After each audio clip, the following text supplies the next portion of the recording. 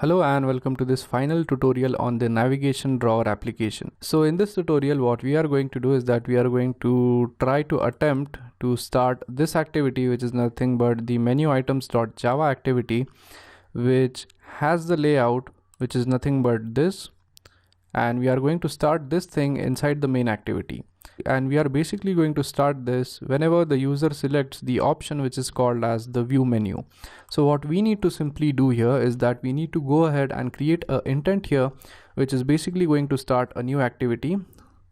So we type intent, let's name it as intent, then we type this equals new intent, and to this intent we are going to pass in two things. The first thing is going to be this object of the main activity. So we type main activity dot this, give a comma, and then we need to specify the name of the class which we want to start, or the name of the activity which we want to start on initiating this intent. So we basically want to start the menu items.java. So we type menu items dot class. So once we are done with this, we have basically initialized the intent. Now the only thing which remains is that we need to start the activity. So we type start activity, and in here we basically pass in the intent which we want to start. So that is basically nothing but the intent. So once we pass it in there, we are good to go. Now we could simply save the code and we are going to run this application on the emulator.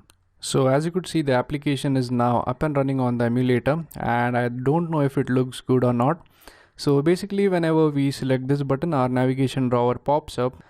So when we click this button right here, nothing happens, no new activity is launched. That is because we have not yet added the code for this, but we have added the code for our menu. So if we select this option right here, as you could see, the menu just popped up, and if we click this back button, we will again be prompted to the initial screen.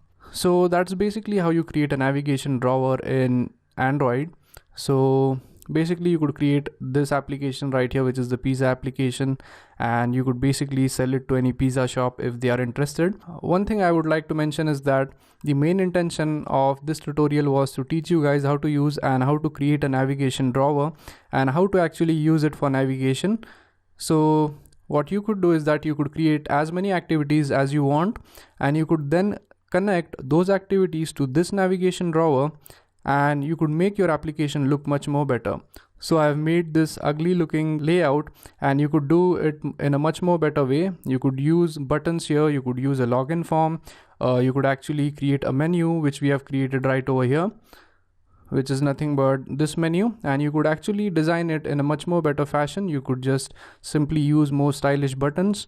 You could also let's say use fragments in order to design this menu, and you could also use a list view right here so as to list out the items, and whenever the user selects an item, he is redirected to a new activity which basically allows user to make a purchase.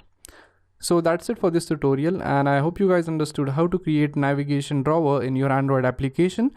So the main purpose of a navigation drawer is to enable user to navigate smoothly in your application. So the only thing which we need to remember here is that we could change the layout of the navigation drawer, and we could assign a new activity to each of the options which are present here.